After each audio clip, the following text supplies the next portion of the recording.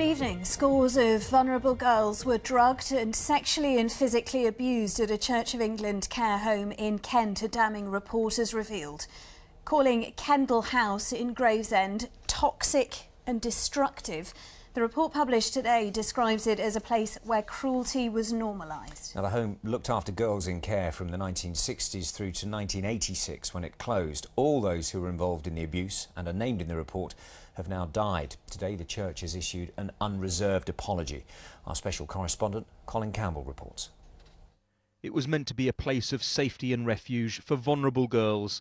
Instead, Kendall House was a toxic and destructive place where cruelty was the norm.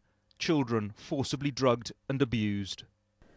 For almost every girl who lived there, Kendall House was a frightening, violent and unpredictable place to live.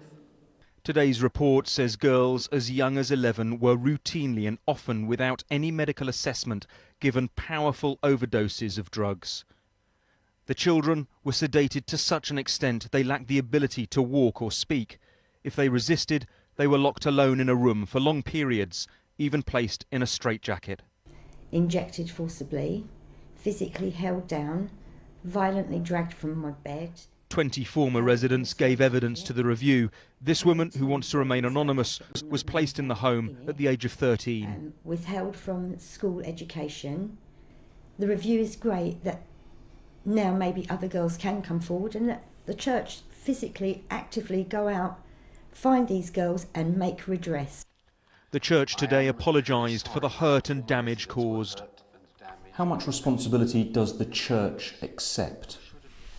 Well, we have made apologies, unreserved apologies, and this was a home which was being run under the auspices of the dioceses of Canterbury and Rochester. Therefore, at the end of the day, it's the church's responsibility what went on there.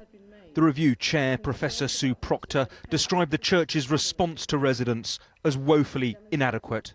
The risks around Kendall House over its sort of duration as almost a culmination of a perfect storm of risks.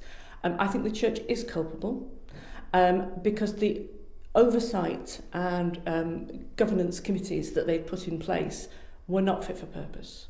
Former resident and Kendall House campaigner Teresa Cooper was commended for her relentless determination and tenacity today, but she's calling for a wider inquiry.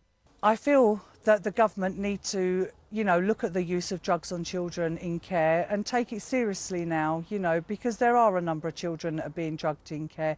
I also feel that Kent Police need to open up a thorough investigation into Kendall House and the misuse of drugs. It's taken 30 years for the church to acknowledge the horrors that went on in this former care home, horrors that have damaged many lives. Well, the 137-page report compiled by Professor Sue Proctor, who led the inquiry into Jimmy Savile's abuse at Leeds hospitals, also said every resident who was placed at Kendall House was vulnerable to the risk of emotional, physical or sexual abuse by staff. It says that every former resident spoken to by the review team had suffered abuse, and the review also heard claims that some former residents who had been drugged went on to have babies with birth defects.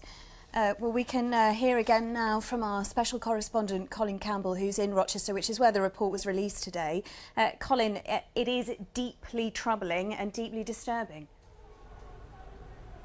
Yes, Polly, two women say they were raped inside Kendall House when they were girls. Both say it happened in a locked isolation room in the Gravesend care home. One says that she was heavily sedated before she was attacked. Now, nobody has ever been prosecuted for what has happened at Kendall House in the 60s, 70s or the 80s. The review panel believe that the perpetrators of the abuse, the people who carried out the mistreatment, are now dead. Now, Kent Police said today that they will record and review any new allegations that they receive.